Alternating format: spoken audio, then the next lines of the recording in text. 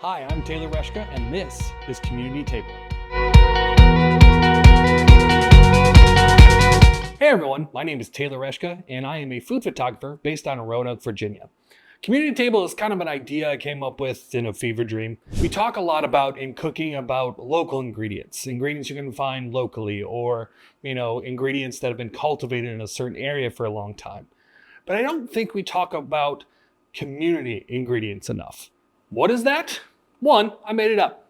Two, it's this idea that you get the ingredients from your community. So your local farmers markets, your local farms, local products that are made in your area. And that's why I'm teaming up with C&F Farms to bring you this cooking show. Most people don't know where their food really comes from. I mean, you can go to the grocery store and you see the label, the brand, the packaging, all that stuff you know. But where did it come from? Do you really know the farmer, their practices, and how much heart they put in their product? And that's why we are partnering this series with C&F Farms. They're a very transparent, family-owned and family-run farm down here in Southwest Virginia. And they really take care, not only the animals and the product that they have, that their product really is fresh and community-focused. In today's episode, we're going to concentrate around the big game coming up. Super Bowl, sports ball, the commercials place, whatever you like, or any really celebration you have. C&F Farms currently has a game day celebration package where you have their wonderful ground beef that we're going to make into nachos and quesadillas today, and their great chicken wings. I'm really excited to get started. Let's start with the nachos. While we get the pan hot, let's go over what we need. So right here, we got nacho chips on a parchment-lined sheet tray. We have a mix of cheddar and sharp cheddar. Gotta be sharp cheddar. Okay, it doesn't, but I love sharp cheddar. And Monterey Jack. Shred your own cheese. This is the only non-negotiable I'm gonna tell you guys. Shred your own cheese. Shred your own cheese. It's gonna be so much better to melt, and it just tastes better that way. Also got some accoutrements over here, including some green chilies. This is something I've always put in my taco meat. And really what we're doing is we're making a batch of taco meat. And with the taco meat, we can do both the nachos and the quesadillas. I forgot the seasoning. Movie magic. Oh God, can't believe I forgot it. The taco seasoning's been here the whole time. Don't at me. And when I make this, I don't tend to drain all the fat out of it, because with the taco seasoning, you kind of want to adhere it to the meat. And usually it asks for, get this beef in here. Right now I'm just doing 2 pounds, but however much you need is going to be just fine. So let's get this beef in here. As you brown the meat for your taco meat, make sure to just try to break it up as much as possible. We don't want too big of chunks, so the seasoning gets in through it more. But also, my wife doesn't like big chunks, so I don't do it that way.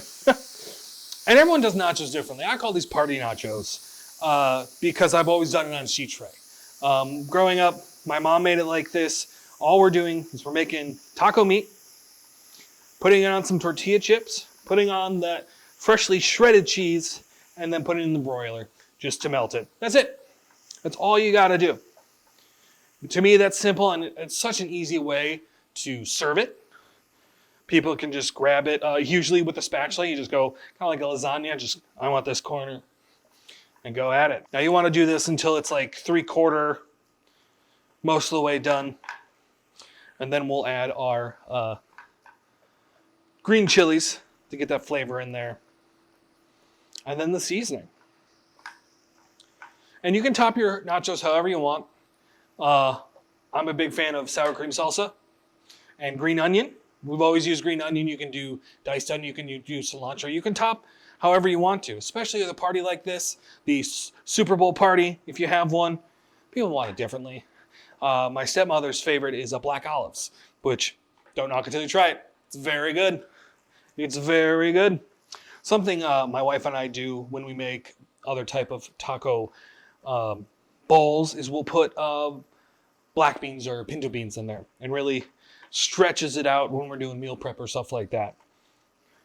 So really, while this is meant for nachos and quesadillas, you could use this taco meat situation on anything. Taco bowls, tacos. But that's what you get with local meat that's really taken care of. And you're gonna taste the difference. That was the biggest thing about a community greens. You're gonna taste the difference. Because an ingredient might be fresh at the grocery store, but sometimes that's gotta go through 7 trucks or some type of planes, trains, and automobile situation. So it's fresh for like 2 days. But you buy with your local farmer, it's fresh. And there's a lot of stuff about frozen meat and frozen seafood and frozen vegetables. Most of that frozen stuff, especially when it's local, is done as soon as it's done processing. So it's frozen fresh. So you're not losing quality. See, there is a bit more fat than I was expecting here. So I'm definitely going to drain some. You don't want to drain all of it because you want to use some liquid for... You could have a strainer. You could have the correct tools, unlike me, who's just freehanding this. But some of the liquid's going to it's like a roux, or if you've ever made like biscuits and gravy.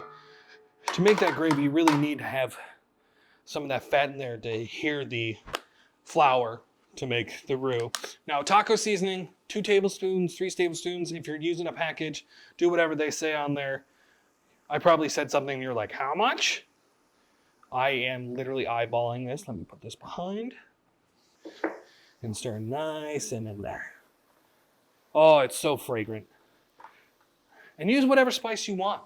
Package, not package. It's getting a good color on there.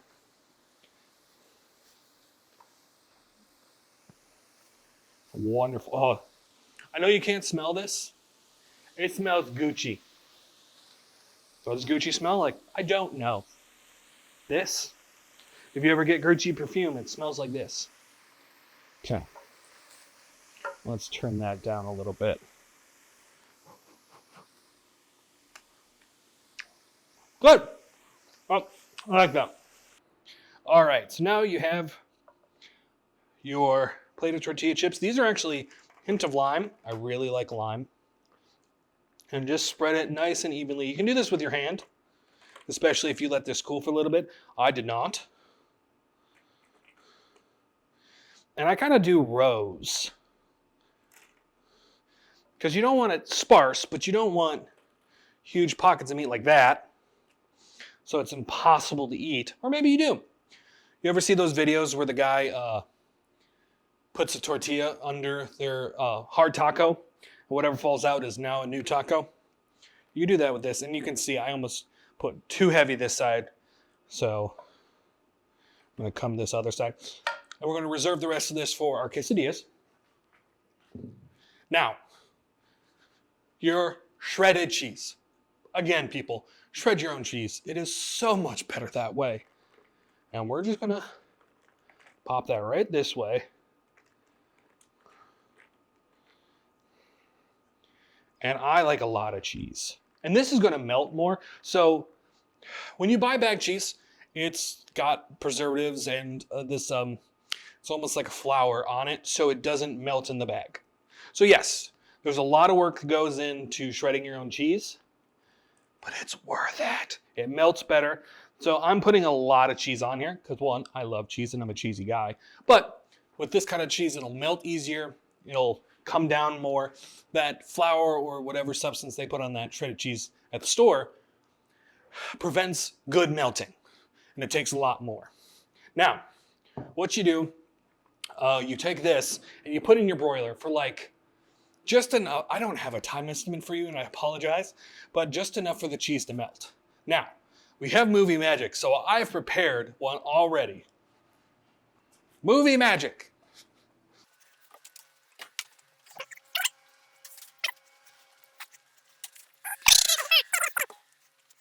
Movie magic. So here we go, folks. Fresh out the oven. You can see the chips get a little brown. I love that. And the cheese is just about to burn. It hasn't burned, but it's almost. How do you like your nacho? This is how I like mine. I have over here some guac, some sour cream, some salsa, some green onion. I never put the green chilies in.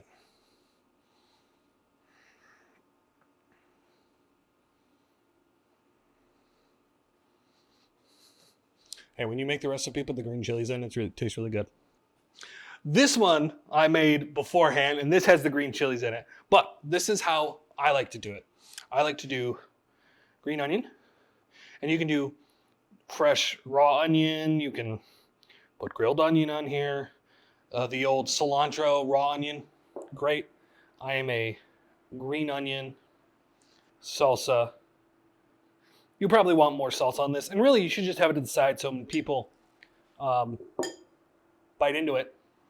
I also want to thank my wife who's in the kitchen right now. We're currently at Twisted Corner down in town, Roanoke. This is one of the space she has with her business partners. It's an event space and their kitchen. They're all caterers. They're all awesome people. Party nachos. Is it still hot? So here we go. Get a little sour cream, little guac, little of that.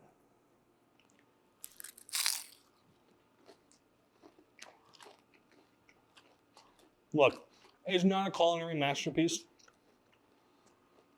but it tastes like childhood. To do it in the oven like this, the cheese is better melted, and the chips get crispier. This is one great recipe for game day, and another way to use the community ingredient we have, C&F Farms ground beef. Now, using the same ground beef, we're gonna make some quesadillas. All right, now time for the quesadilla. We're using the same meat we did before. This one has the green chilies in it, and it's really simple, really simple. I have a smaller tortilla just to fit the pan. Also, put a little butter in the pan. That'll help seal that and be good. So all we're doing, put a little meat and try to spread it evenly. Yeah. Nothing too fancy. And again, hand shredded cheese. Shred your own cheese because this is going to melt so much better now. And I have a thing of melted butter here next to me. We're going to baste the top. So I'm going to close this and I'm going to press. And because we hand shredded our cheese, it's sticking. Now, on the top of the tortilla, and this is just how I learned to do it, just a little bit.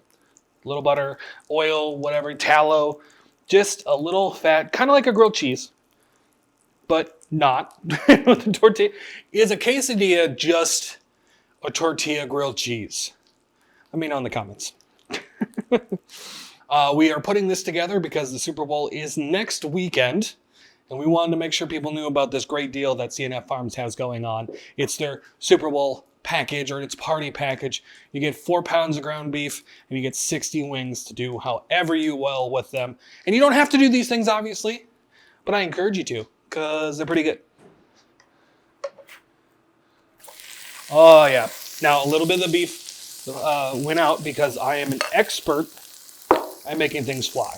But look at the brown color. Oh, that's so good. And I like to press it down because, again, tortilla grilled cheese. What do you like with your quesadillas? I personally am a sour cream kind of guy. Just do that. Sometimes I like to sour cream, then salsa. Anyone in Virginia knows when you go to a Mexican restaurant, you get that white sauce and then you dip it in the red sauce. Always good. My wife's favorite is guacamole. Green onion's more for the nacho, but hey, do you? So I'm going to take this out. Good quesadilla. And there we go. Ground beef quesadilla. All right, now it's time to make some chicken wings. We got chicken wings from C&F Farms, and we're doing a little special thing. We got some beef tallow from C&F Farms. It's all about using the whole animal, the multiple animals in this case. C&F Farms really cares about leaving it better than you found it, using methods that aren't cramming animals in a feedlot and just using them for food. Our food matters, and they really care about it. They're third generation. They really know how to do food and really care about meat and how the process goes. I'm gonna flip these real quick. Full disclosure, that camera wasn't rolling most of the time I was doing this, but hey, it happens. This is our first hurrah.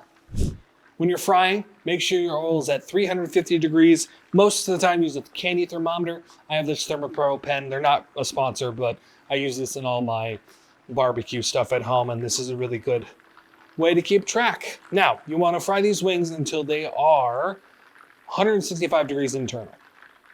Ooh, that's pretty much... I'm going to let that go a little bit, because sometimes, especially with chicken wings, when you're pressing in, yeah, see, now that's 140. If you go through, you're measuring the temperature of the oil on the other side, which should be about 350. We got two beautiful sauces. We got buffalo sauce, and we have really special barbecue sauce. It's a Dr. Pepper barbecue sauce. It's a special recipe my wife uses in all her catering needs. If you want the recipe, let us know in the comments. We might spoil that one, but it is so good. And I wanted to make sure we had something. I got that out of the bottle. You can use whatever you like, but I also got that specially made in the kitchen. Now, when you're putting the wings down, make sure to lay them away from you. So if there's any splash that happens, it's away from you, not harming you. Very important, before you start frying, make sure your meat is as dry as it can be. A lot of people use like baking soda or start them in the oven and get them really dry because water and oil do not mix. Now, I know this is tallow, same difference. Water and fats do not mix, and it goes bing, bing, bing, boom, boom, pow, pow. Not good. Now, as I'm throwing these over here, I want to know from you. Are you a flats or are you a drum person? When I first started eating chicken wings way back when, in the days of yore, I was a drum person. I was like, I can't eat a flat. You can't, it's so hard to eat. Why would you even, you're wasting so much meat. Who's a flat person? And then I saw a video online on how to eat a flat. And I've been a flat person ever since. Again, away from you. Away from you. And do them in batches, because you don't want to overcrowd the pan.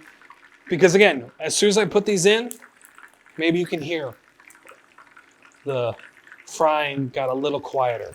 Anytime you put something cold into hot oil, or anything cold into hot, the temperature's going to go down. Now, once they're done frying, put them on a cooling rack. I put paper towel underneath, just to make sure that I'm not ruining my pan. But this is the last batch until we get to sauce them up. All right, I'm going to finish these guys off. And I like to take them out because it's still rising. That means they're done. Because again, if you go all the way through, you're getting the temperature of just the oil. Yeah, these guys are done. Got to make sure they're cool. They don't have to be stone cold dead cold, but they need to be a little cool. If you've ever baked before,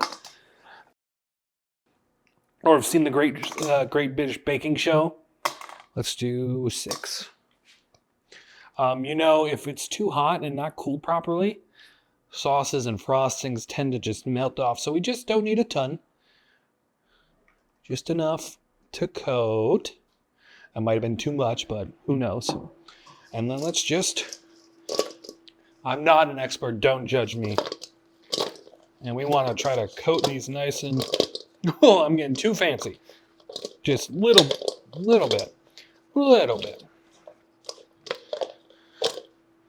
was trying to get too fancy with the spices and the sauce. But see now, nice and coated. We got buffalo.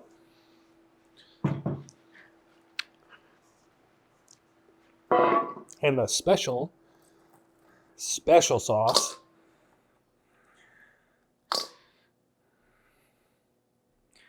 Got one that's a little warm just to see the difference. Maybe that can be a little thinner. I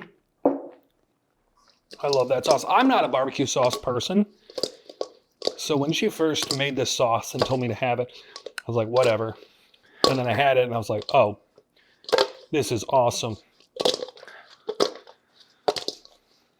Oh, look, flipping, flippy, flippy, flippy. Where is my cat? There we go.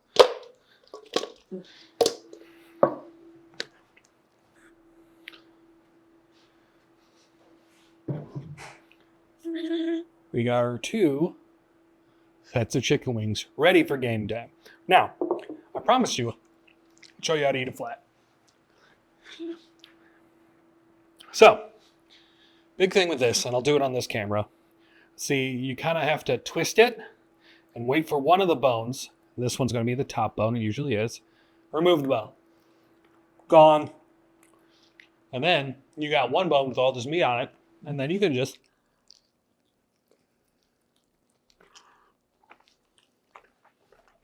done. I am so happy right now. That sauce is so good. But that's how you make chicken wings. I would like to thank C&F Farms for being such a great partner in this new series. We got party nachos, chicken wings, quesadillas, and you can do so much more with products that are available on their website. And they've decided to give you a gift.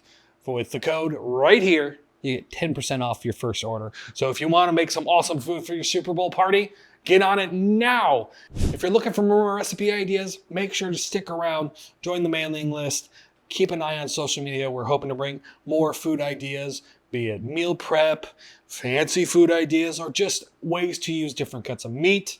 This is going to be a fun way to show off what is available in your community. Even if you're not in the Roanoke area, I highly, highly suggest you find your local farms, your local butchers, your local places that you can get your community ingredients and make a great meal. Thank you so much for watching The Community Table.